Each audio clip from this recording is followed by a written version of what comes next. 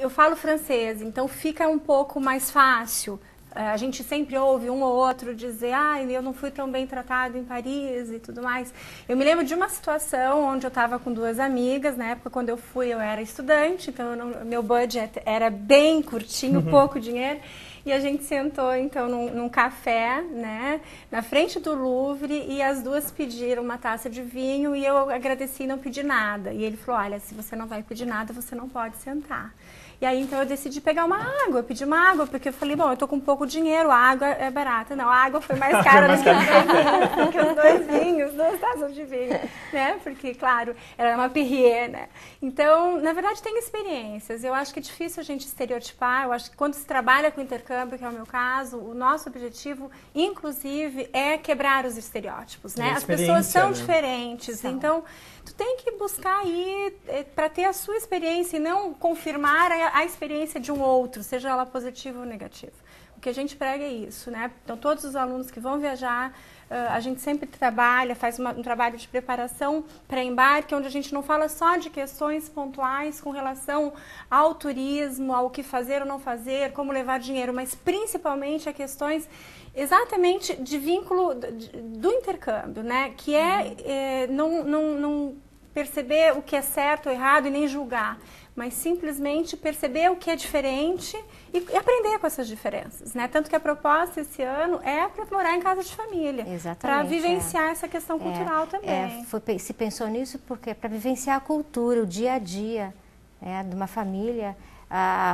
Aí começa a vivenciar tudo, desde a gastronomia, o que se come no café da manhã, no almoço, o dia a dia. Onde eles economizam, né? Onde eles economizam, onde eles gastam, né? Quais são as diferenças. Então, acho que isso é uma fazer uma imersão cultural mesmo. Isso mesmo. E isso mesmo, fazer um intercâmbio, mesmo numa viagem de turismo ou de noivado, como foi o caso da Fernanda, né? A gente acaba tendo isso bastante lá. Sim. Vocês ficaram quanto tempo lá, Fernanda? Nós ficamos 5 dias. É bastante corrida, bem aquela experiência de turismo. Faltou tempo para um monte de coisa, né? Com certeza. A gente estava falando, né, antes do início desse programa. 1 semana é pouco, 2 semanas é pouco, 3 é pouco, 1 mês é pouco. Porque é tanta informação, são tantos locais para se conhecer, né? É uma cidade com tanta diversidade que o tempo que tu fica lá vai acabar sendo curto. É que como na Europa tudo é perto, a gente comete o pecado de querer visitar vários lugares. Então tu dedica pouco tempo para cada cidade, né? Acho que isso é um pecado, a gente deveria ir e realmente conhecer a fundo cada cidade. Essa foi uma primeira experiência, a gente quer voltar com mais tempo para lá, porque faltou muita coisa. Nós nos organizamos da melhor forma possível, saímos daqui, inclusive, assim, quais obras nós vamos visitar no Louvre, é uma coisa que se perde muito tempo. Gigante. A gente se organizou super bem até para isso, quais galerias nós vamos visitar, quais pontos turísticos. Então foi uma forma de otimizar esse pouco tempo, né? Não tem jeito. Também, a primeira vez que você vai para lá, você sempre quer conhecer o máximo de coisas possíveis em qualquer destino turístico, né? E aí, quando você vê que falta tempo... Chegaram a fazer uma pesquisa, claro, você falou, vamos conhecer tais obras em tais galerias, né?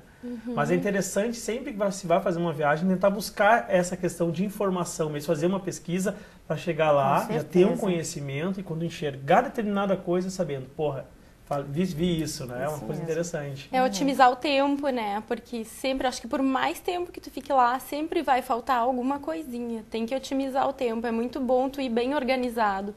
Até porque se acontece um imprevisto, é muito mais fácil de tu dar a volta por cima, né? Professora, nesse tempo livre aí, quais são, assim, os locais essenciais que esses alunos que participarem do intercâmbio não podem deixar de ir? A Torre Eiffel, não é? O próprio Museu do Louvre, tem a Notre-Dame, a Catedral, a Champs-Élysées, o Arco do Triunfo, e passear pelas galerias, tomar um café, né, sentar num bistrô. Há muitas coisas. Às vezes um musical, né, teatros, né, cinemas, há muita coisa. E como é verão, com certeza terá muitas apresentações ao vivo nas praças, nos parques. Isso realmente é imperdível. Tem até um caminho bem interessante, né, que existe, que é o chamado sagrado profano, né?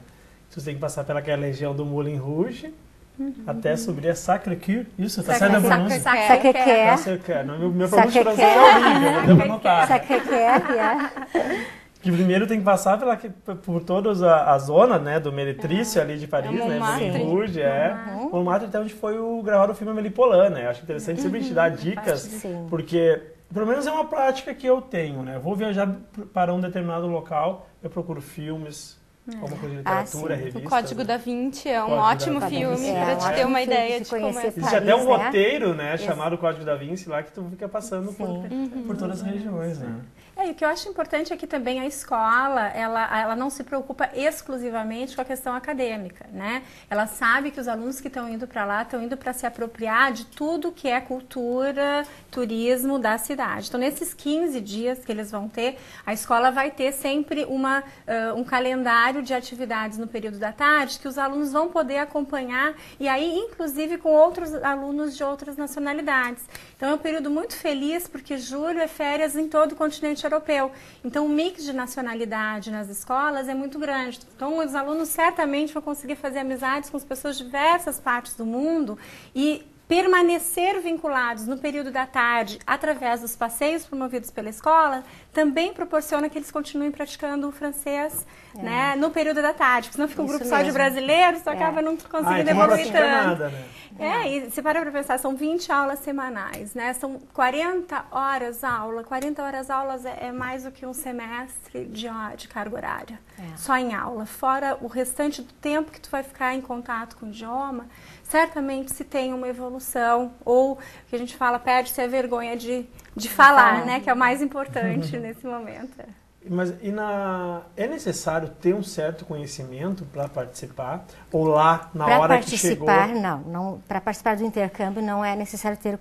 Porque lá os alunos vão fazer um teste de nivelamento, né? Um teste de nível, e eles vão ser encaminhados para o nível que eles estão. Então, se o aluno, a pessoa que vai junto, não tem nenhum conhecimento, ela vai entrar para o iniciante, para o básico. Se o cara só souber falar Gemapel, Rodrigo... Daí tem a Rosa Zilles para ajudá-los lá na interpretação. Não tem problema. Não tem problema nenhum. E o intercâmbio ele é aberto também para os alunos da Fevale e é para a comunidade em geral. Não precisa estar estudando na Fevale. É importante a gente ressaltar isso. Ele é aberto estendido a toda a comunidade.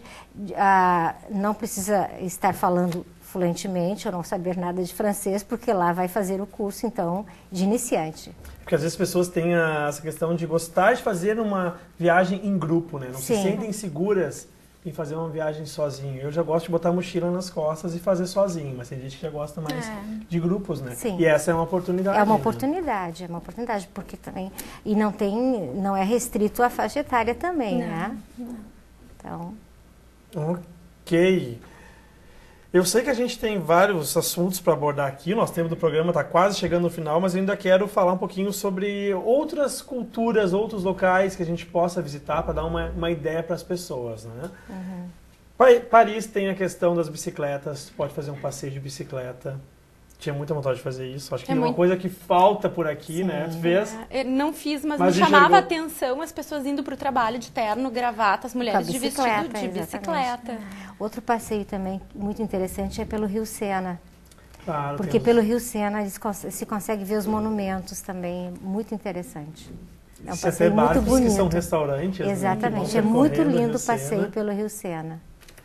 Eu tenho aqui outros pontos que eu passei por cemitérios também. Também. Tem muitas pessoas que gostam disso. Eu adoro visitar cemitérios, principalmente cemitério histórico, né? Existem muitos e com personalidades, principalmente para quem quer conhecer e ver onde estão enterrados algumas personalidades de Morrison, Allan Kardec, Charlie Chaplin. Exatamente. Janis Joplin, eu acho que também. Não tem são tantos. Existe até, inclusive, eu tenho ainda uma mapinha lá onde mostram roteiros de cemitérios, né? De cemitérios. Tão percorridos que eles são lá. E igrejas, né? Sim, tem a igrejas incontáveis. Tem várias igrejas e capelas que você pode viajar enquanto você estiver lá, né? Visitar enquanto estiver em Paris, que são lindíssimas. E cada uma tem totalmente diferente. Bem distintos, né? A Sacré-Cœur e a Notre-Dame são estilos bastante diferentes e são lindas à sua maneira, né? E tem Carcassonne também, que é uma região muito interessante, que é por onde iniciou ali Paris e a colonização toda. Então, tem livros que se pode ler antes de ir para lá, que são maravilhosos. Aproveite e dar umas dicas, então, aí de literatura, cinema. Eu preciso me lembrar. Buscar lá do fundo, agora da memória, do fundo do baú. Já falamos de Amélie Poulain, de Código da Vinci. Tem várias. Bonequinha de Luxo, Paris Eu Te Amo, tem. São vários filmes que tu consegue tendo uma noção, né? Do que é que tu vai encontrar quando for pra lá. É verdade. Literatura já não... E mesmo guias de viagem, né, que são daí bem específicos, isso te enriquece. Adoro guias de viagem. Existe um blog que eu gosto de indicar, que é Conexão Paris. Ele é um blog muito interessante, ele já está no ar há pelo menos uns 4 anos, é uma brasileira que vive lá, então ela dá dicas do que você veste durante a primavera, o que você veste no inverno, no verão, e ela coloca o roteiro de Paris em 4 dias, em 8 dias, e dá muitas dicas de quem está indo visitar, mas também de quem está indo para viver em Paris. Bem interessante. Ótima ideia, uma ótima dica. Ótima pessoal dica que for para o intercâmbio ver. Eu uso bastante o blog dela. Muito interessante a ideia. Então, agradeço a presença de vocês. Obrigado, professora Rosa. Eu agradeço a oportunidade. O intercâmbio acontece de que dia? Dia 10 de julho a 24 de julho. Ok, então agradeço a presença mais uma vez. Quem quiser as informações, né, é só entrar lá no site do intercâmbio, mesmo mandar um e-mail. Exatamente. As inscrições estão ainda abertas, né, eu acredito que vamos até a metade de maio, porque senão depois já começa a ficar muito em cima da hora, né? E as passagens também começam a aumentar o preço, então... Que Paris vai estar lotado, né? Exatamente, vai estar lotado. Obrigado, Carla, então, pela presença mais uma vez aí da World Study. E Fernanda, né? Obrigado por contar um pouco da tua experiência aqui também, né? Sobre o noivado lá, de como foi passear durante esses 5 dias lá. Obrigada. E vai voltar para Paris? Com certeza. Casada daí, acreditamos. Comemorar 1 ano de casamento, quem sabe, lá. Obrigado, então. Obrigado mais uma vez, pessoal. Bueno, então, este foi o Eu Fui Paris. Você pode sugerir destinos para serem abordados aqui em nosso programa. É só mandar um e-mail para eufui@fevale.br e o nosso próximo encontro é na América do Sul. Nós vamos ao Chile. Você não pode perder, que é daqui 15 dias. Tchau, tchau.